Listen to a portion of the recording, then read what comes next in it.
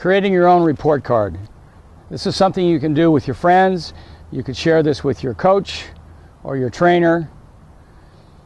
It's something that I've been working on, and I've shared with a lot of pros in our area who really suggested this could be a good report card. And so I want to give you a way to assess your own game, and I do need your feedback on this. I do need your feedback on this, and I want to share everyone's responses on the internet about which of these things they think they do well on their report card and which of these things they do poorly. So tennis is about forehands and backhands and serves and movement and nutrition and fitness and attitude and so forth. But there's another way to think of it, that there are sort of broader issues that influence everything. And on this report card, and I'm going to read it kind of quickly, but it's on the site so that you can take your time with it. I would ask you for your own report card, you could grade yourself or you could have your pro do this, the following basic areas. Number one, how present are you when on court? Are you easily distracted? Are you often in the past wondering about why you missed a shot, or in the future what you're going to do after the game? How present-centered are you? Number two, physical awareness. Are you aware when your shoulders are up by your ears? Are you aware when you're off center? Are you aware of the ground? How do you feel as regards the court and you? Are you what appears to be a centered player? Number three, footwork. Many times we think about footwork, we're scooting all around the court and running. But I think a more important area, and I see this at our club, is how footwork controls or influences your positioning. How good are you with your footwork? What would your coach say about how you use your feet on court?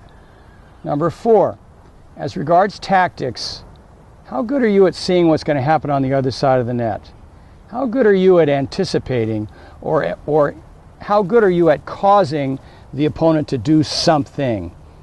Are you able to see the ball on your side but then see everything on the other side of the net? Watching the ball. How good are you at that? How often are you aware of it? Does your coach encourage you to do this? Do you do it on your own? Is this a strength of yours or a weakness? Process versus outcome. All the material in motor learning that I sort of studied once talks about how when you perform a forehand, we can say, what was the outcome? It was in, maybe. What was the process? Well, the hip went one way and the hand went the other.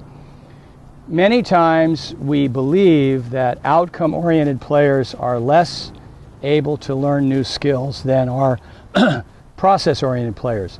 Which side of that continuum are you on? Force of habit. Here's a hard one.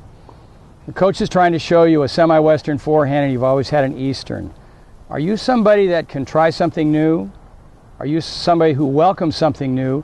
Or are you someone who says, whew, man, I got to have forehand and that doesn't want to change? Natural tennis. As you play, as you think about the game, what's your own assessment of your grace, your ease, and your efficiency? Are you a glider? Do you flow?